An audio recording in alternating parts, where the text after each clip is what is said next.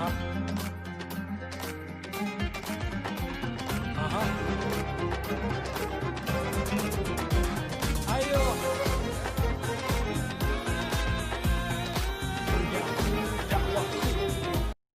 Bismillahirrahmanirrahim. Assalamualaikum warahmatullahi taala wabarakatuh. Kami dari kumpulan ketiga yang akan membentangkan tajuk pengenalan kaedah kubra. Jadi di sini saya perkenalkan, nama saya Muhammad Asfar bin Haji Muhammad Zamri. Okey, dan ini merupakan ahli-ahli dalam kumpulan saya. Okey. Dalam perbahasan kaedah kali ini kita akan membahaskan tentang bahaya mesti dihapuskan. Okey, huraian yang kita boleh lihat daripada kaedah ini ialah sesuatu kemudaratan itu haruslah dihilangkan dengan membawa pengertian bahawasanya kemudaratan itu telah terjadi. Jadi kat sini kita apabila dah tahu ia akan terjadi, kita mestilah menghapuskan kemudaratan itu, atau ialah kemudaratan itu mestilah dihapuskan. Dan bukan sahaja perkara yang telah berlaku, malah kemudaratan yang bakal berlaku juga hendaklah kita hapuskan sama, supaya tidak berlakulah sebarang perkara yang boleh meragut nyawa ataupun sebagainya, atau perkara yang berbahaya. Dan hukumnya sebagai orang Islam, kita harus hukumnya menjadi wajib bagi kita untuk menghapuskannya. Okey, baiklah. Seterusnya kita pergi sebagai rumusan kaedah. Jadi dari sini kita boleh dapat bahawasanya kita tidak boleh melakukan kerosakan sama ada pada diri sendiri ataupun orang lain, lebih-lebih lagi masyarakat setempat dan keluarga kita sendiri. Jadi daripada kaedah ini terbahaginya kaedah-kaedah yang berkaitan dengan kemudaratan yang asalnya terbagi kepada 3, iaitu yang pertamanya menjauhkan kemudaratan yang bermula dari permulaannya, dan daripada ini terbentuklah kaedah yang bermaksud tidak ada kemudaratan dan tidak memudaratkan. Yang kedua, wajib menghilangkan atau melenyapkan kemudaratan apabila ia berlaku. Jadi daripada ini terbentuknya kaedah yang bermaksud kemudaratan atau bahaya mestilah dihapuskan. Dan yang ketiga, menolak kemudaratan menurut kemampuan, dan daripada ini terbentuklah kaedah yang bermaksud kemudaratan itu dibendung atau ditolak menurut sekadar yang kita mampu atau sekadar yang mungkin. Okey, dari sini sebagai umat Islam, sebagai seorang insan dan umat Islam, mestilah menghapuskan mestilah pula, tidak boleh, sebagai orang Islam kita tidak boleh melakukan kerosakan atau mendatangkan kemudaratan kepada orang lain, baik keluarga kita, masyarakat ataupun saudara mara kita sendiri.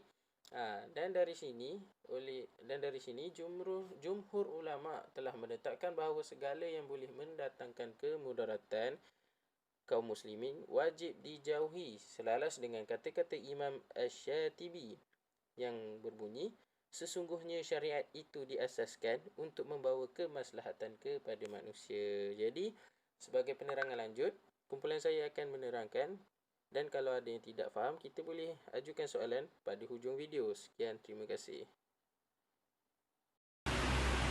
A'udzubillahi minasyaitonirrajim. Bismillahirrahmanirrahim.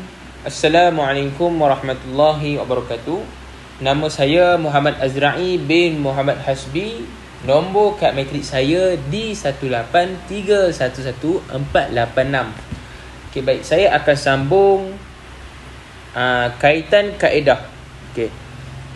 Yang pertama, dar'u mafasid muqaddamu ala masalih. Membendung kerosakan diutamakan daripada menarik kemaslahatan. Okey. Menolak kerosakan perlulah didahulukan daripada mengambil manfaat atau kemaslahatan. Okey, yang kedua, kullu ma adarra bil muslimina wajaba an yunfa anhum. Apa sahaja yang memudaratkan kaum muslimin wajib dihindarkan terhadap mereka, sekiranya sesuatu perkara itu akan memudaratkan orang Islam, maka ia wajib dijauhkan kepada mereka. Okey. Yang ketiga, kullu sababin yufdi ila fasadin anhu idza lam yakun fihi maslahah rajihah. Okey, setiap sebab yang mengarah kepada kerosakan ditegah terhadapnya apabila padanya tidak terdapat kemaslahatan yang kukuh. Okey, seterusnya, setiap perkara yang akan mendatangkan kemudaratan perlulah dijauhkan sekiranya tidak ada kebaikan atau manfaat yang kukuh. Nak cakap kat sini, perkara yang boleh mendatangkan kemudaratan, okay, perlulah dijauhkan sekiranya perkara tersebut tiada kebaikan atau manfaat yang kukuh. Okey, yang akhir sekali, kaitan kaedah di atas adalah bagi mengelakkan daripada kemudaratan oleh seseorang atau saudaranya mahupun yang memulakan atau yang membalas kembali. Namun ulama telah bersepakat bahawa kaedah ini mengecualikan yang diizinkan oleh syarak seperti qisas, hudud dan ta'zir. Sekian daripada saya. Terima kasih. Assalamualaikum warahmatullahi wabarakatuh. Saya Syahdan Khabib bin Saniman. Saya akan menerangkan tentang sumber asal kaedah. Yang kita tahu, sumber asal kaedah ni kita ambil, ulama ambil daripada dalil-dalil Al-Quran dan hadis. Yang berikut ialah sumber kaedah dari dalil-dalil Al-Quran. Yang pertama ialah Allah berfirman dalam Al-Quran, iaitu wala tudarruhunna litudiyuku alaihin wa in kunna ulati hamlin fanfiqu alaihin. Maksudnya, dan janganlah kamu adakan sesuatu yang menyakiti mereka di tempat tinggal itu dengan tujuan hendak menyusahkan kedudukan mereka supaya mereka keluar meninggalkan tempat itu. Surah Talaq ayat ke-6. Dalam ayat ini dia menerangkan tentang berkaitan apabila seseorang isteri itu telah ditalak, dicerai. Jadi apabila seorang isteri itu telah dicerai, ianya mempunyai iddah, adalah tempoh iddah dia. Okey, selama tempoh iddah itu si suami tidak dibenarkan untuk menghalau atau menyakiti si bekas isteri tersebut lah. Dan si suami hendaklah menyediakan tempat tinggal yang selesa lah untuk si isteri tersebut walaupun ianya dalam tempoh iddah. Okey, yang berikut, yang kedua ialah wallahu la yuhibbul mufsidin. Sedang Allah tidak suka kepada orang-orang yang melakukan kerosakan. Surah Al-Maidah ayat ke-64. Ayat ni dia menerangkan, ada ulama yang mentafsirkan bahawa merosakkan Allah tidak suka kepada orang-orang yang melakukan kerosakan ni.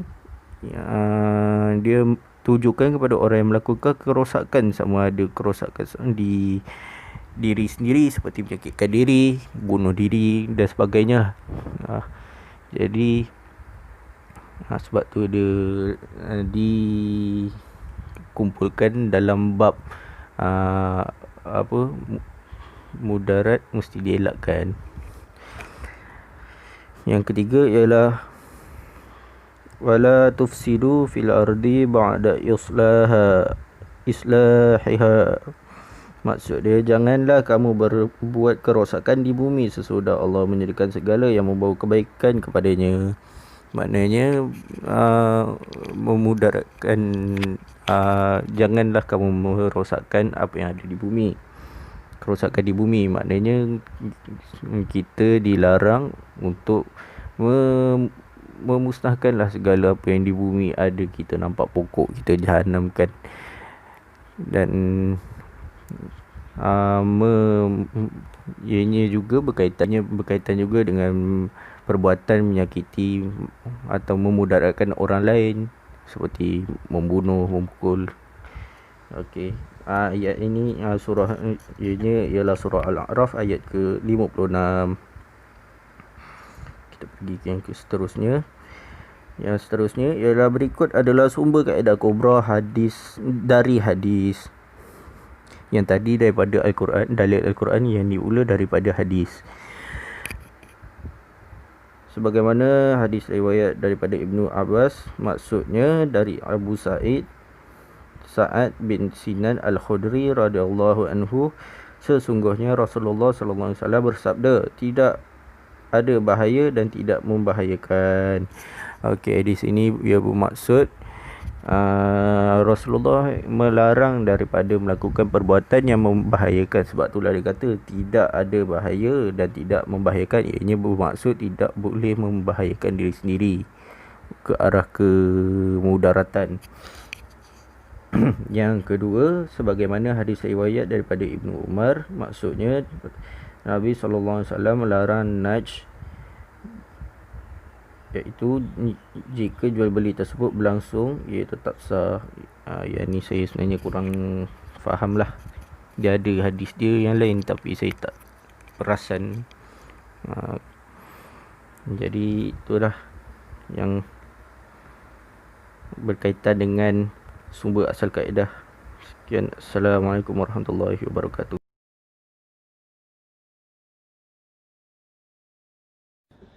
Okay, bismillahirrahmanirrahim. Assalamualaikum warahmatullahi wabarakatuh.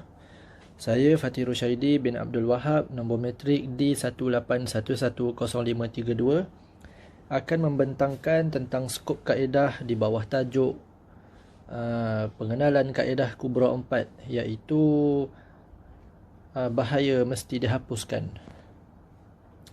Okey, yang pertama antara skop kaedahnya ialah perkara yang berkaitan dengan muamalah. Disyariatkan sebahagian akad yang berasaskan khiyar. Apa itu khiyar? Khiyar itu ialah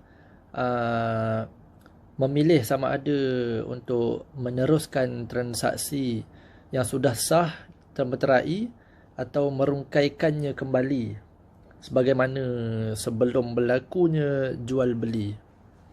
Jadi disyariatkan sebahagian akad yang berasaskan khiyar terhadap barang yang dijual beli untuk mengelakkan daripada penipuan. Kemudian perkara yang berkaitan dengan tegahan atau sekatan, iaitu menegah orang yang bodoh daripada mengurus harta milik mereka atau milik orang lain supaya tidak habis kepada perkara yang tidak perlu. Jadi bahayanya di sini ialah apabila seorang yang bodoh membelanjakan harta itu, tetapi harta itu habis kepada benda yang tidak perlu, dan ia akan merugikan diri sendiri dan merugikan orang lain. Kemudian perkara yang berkaitan dengan jenayah, contohnya pelaksanaan hukum hudud. Tujuannya adalah untuk membendung kerosakan dan menjaga harta, nyawa dan lainnya.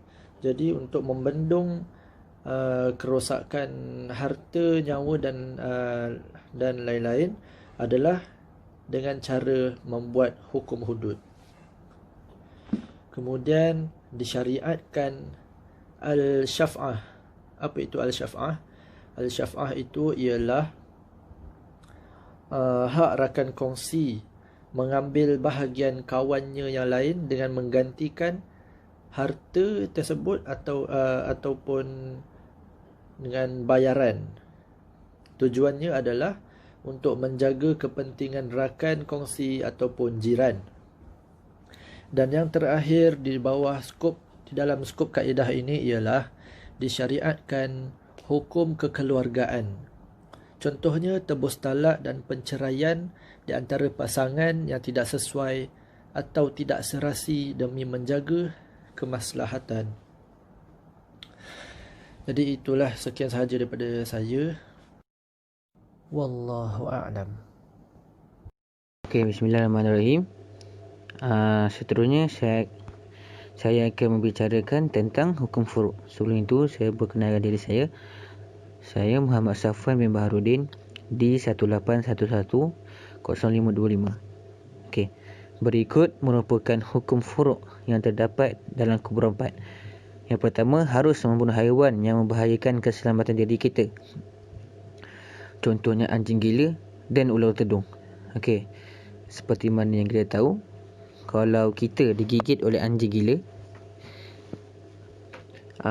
maka kita akan mengalami jangkitan kuman. Okey, kalau kita dah dapat jangkitan kuman tu, ataupun kalau kita dah digigit oleh anjing gila, cepat-cepat kita pergi hospital yang berdekatan supaya kuman itu tidak merebak. Okey, yang tu lepas tu ular tedung. Okey, siapa tak tahu kan ular tedung kan? Sekali dia patuk, sekali dia semburkan besa dia, around 15 minit. Dalam jangkauan 15 minit, jika kita tidak mendapatkan rawatan, maka dengan izin Tuhan kita boleh mati. Okey. Itu poin yang pertama. Okey, poin yang kedua ialah wajib bagi seseorang itu menjaga dirinya daripada penyakit dan perlulah berubat apabila sakit. Okey. Kita sebagai manusia ini ataupun kita ini ingin sentiasa sihat. Kita kan nak sihat walafiat sentiasa. Okey. Kalau kita nak sihat, kita kena mengamalkan gaya hidup yang sihat lah, seperti tidur dengan secukupnya, rehat dengan secukupnya, makan mengikut kiranya makan dengan secukupnya lah. Kalau kita nak mengamalkan gaya hidup sihat. Kalau kita sakit, kita pergilah berubat. Okey, yang ketiga ialah memerangi dan membunuh pemberontak dan kaum musyrikin. Okey, di sini kita dapat lihat bahawa jika dalam satu organisasi ataupun satu kumpulan lah. Okey. Kalau kita dalam satu kumpulan, kalau wujudnya pemberontak, maka kita harus memeranginya, sebab pemberontak ni macam sekarang orang panggil toksik. Dia toksik untuk kita punya kumpulan, kita punya organisasi. Kita kena singkirkan dia supaya kita punya organisasi ataupun kumpulan kita hidup. Seperti mana lepas tu, yang kedua ialah kaum musyrikin. Kita tahulah kaum musyrikin macam mana yang perangai dia. Kaum musyrikin ni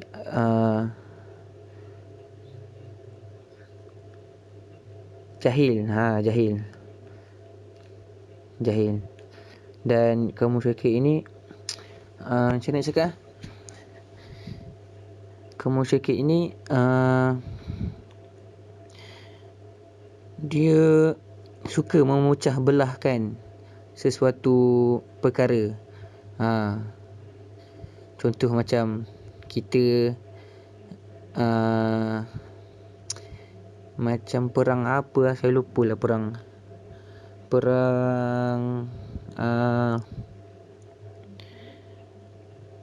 Khandak.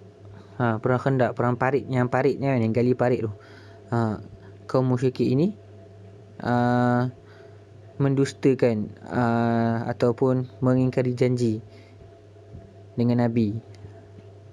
Di situ kita boleh memerangi mereka, ataupun membunuh. Okey.